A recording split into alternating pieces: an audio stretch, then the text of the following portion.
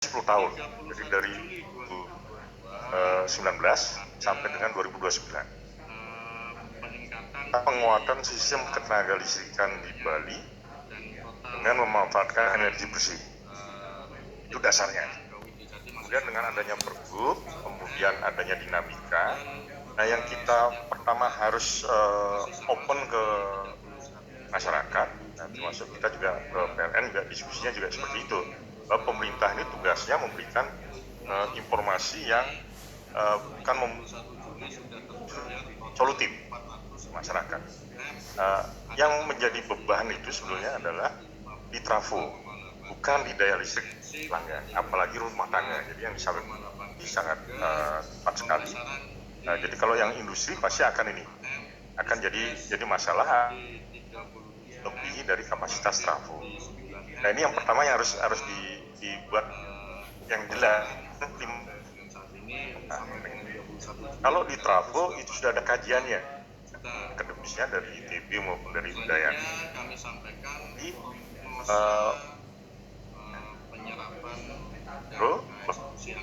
maksimum 20%. PLN Bali teknis pusat, kenapa di pergub itu 20% di Bali itu 50 megawatt itu no problem masuk dalam sistem 150 megawatt. Nah, sekarang kan tinggal di titik-titik mana saja.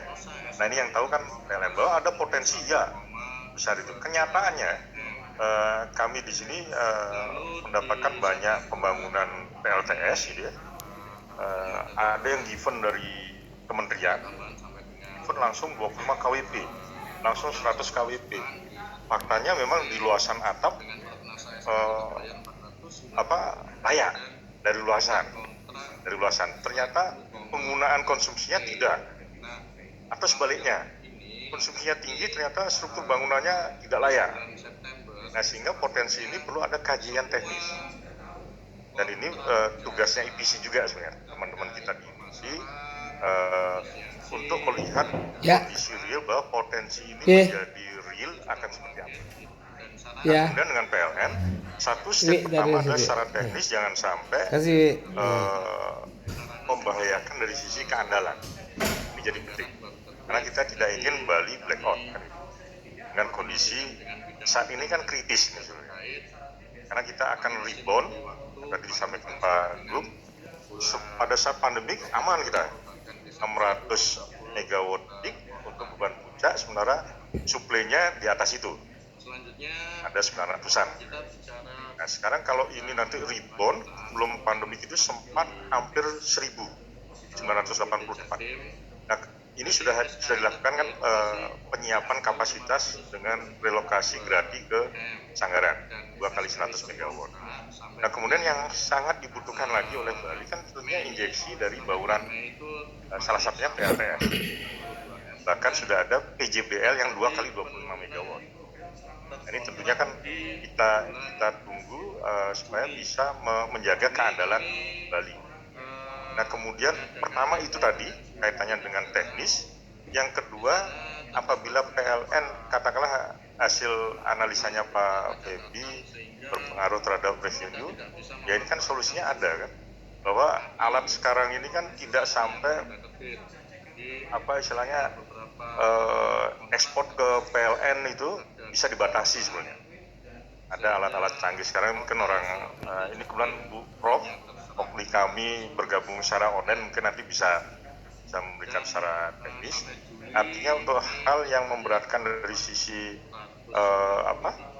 surplusnya listrik bisa diatasi. Nah, kemudian yang ketiga, salah satu poin dari titik temu itu adalah bagaimana penggunaan PLTS ini kan untuk penghematan. Jadi kita juga harus tahu konsumsi dari kebutuhan listrik kita di siang hari, karena tidak mungkin di malam hari karena on grid ya. Sehingga di regulasi kami mengakomodir on grid dan off grid. Jadi kalau off grid tentunya ya investasinya pasti di CapEx-nya pasti tinggi dan dia perlu baterai ya kan. Nah, sehingga kita sebenarnya mendorong pemerintah dalam hal ini pusat maupun PLN bagaimana juga bertransformasi. Nah, tidak hanya daerah saja ini yang punya potensi dan keinginan untuk meningkatkan EBT dalam hal ini PLTS, karena itu yang potensi yang terbesar di Bali. Tapi bagaimana sistem gridnya PLN juga harus disiapkan. Kalau tidak ya dibatasi 20% itu ya 150 megawatt aja. Padahal potensinya kan besar. Nah ini yang kita dorong nantinya di level pimpinan. Sementara di sisi kita dengan EPC, dan ini ada angin segar juga untuk Bali. Selain di pusat ada AIC, jadi Bali sudah membentuk APSA, Asosiasi Pengusaha Surya di Bali, yang tentunya tidak hanya dari sisi solutif nanti untuk pengembangan PLTS atap juga, yang tidak kalah penting secara teknik kan kita sudah bisa solusi sudah ada secara teknis, tapi yang sangat penting sebenarnya di sisi non teknis bagaimana menyiapkan sumber daya yang tadi Pak Febi sudah singgung, bisa membuka lapangan kerja.